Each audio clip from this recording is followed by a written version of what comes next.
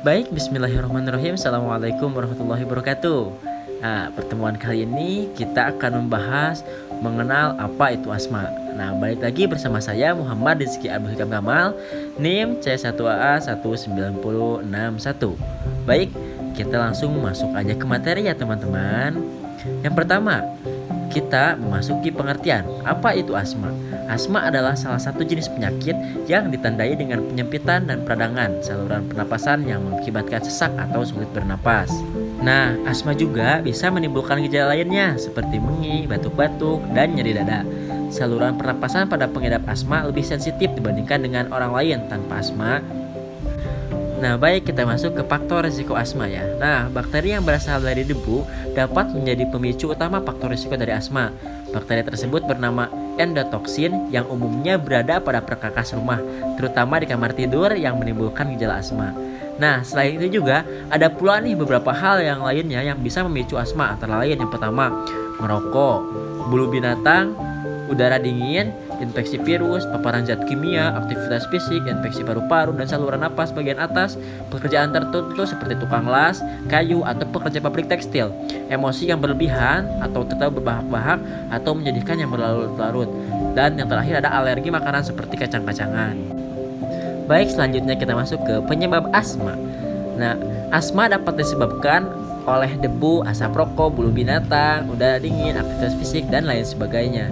Nah, biasanya pengidap asma ini memiliki saluran pernapasan yang lebih sensitif. Ketika paru-paru terkena iritasi dari pemicu asma, maka otot saluran pernapasan jadi kaku dan menyempit.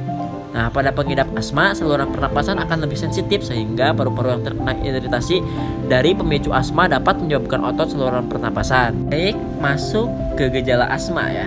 Asma adalah jenis penyakit yang dapat dialami oleh semua golongan usia dari anak-anak hingga orang tua. Seseorang yang mengidap kondisi ini bisa mengalami beragam gejala. Yang pertama, biasanya sesak dadak, batuk, terutama pada malam hari. Nah, sesak napas, mengi yang menyebabkan suara siulan saat pengeluaran napas. Pola gejala pada pengidap asma biasanya memiliki beberapa ciri, yang seperti datang dan pergi seiring waktu atau dalam hari yang sama, mulai atau memburuk dengan infeksi virus seperti pilek, dipicu oleh olahraga, alergi, udara dingin, atau hiperventilasi karena tertawa atau menangis. Baik, masuk ke diagnosis asma ya. Nah, di tahap ini bisa disebut tahap awal.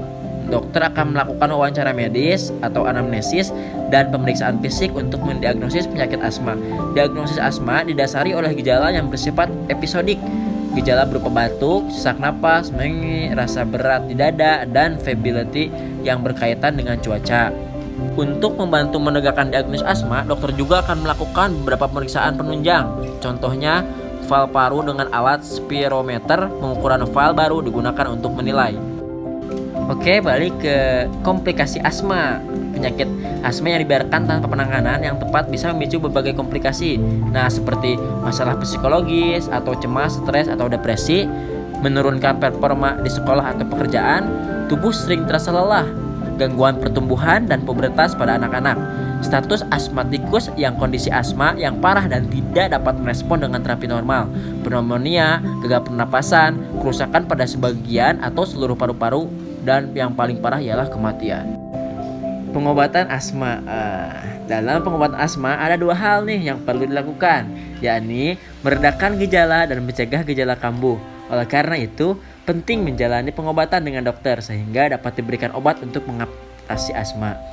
Masuk ke pencegahan asma. Mengenali dan menghindari pemicu asma, mengikuti anjuran rencana penanganan asma dari dokter, melakukan langkah pengobatan yang tepat dengan mengenal penyebab serangan asma, menggunakan obat-obatan asma yang telah dianjurkan oleh dokter secara teratur, memonitor kondisi saluran napas. Nah, perlu diperhatikan penggunaan inhaler nih meningkatkan reaksi asma. Oleh karena itu wajib untuk mendiskusikannya dengan dokter. Baik, mungkin cukup dulu ya untuk pembelajaran kali ini. Insya Allah kita akan bertemu di lain waktu. Baik, terima kasih atas tontonannya. Assalamualaikum warahmatullahi wabarakatuh.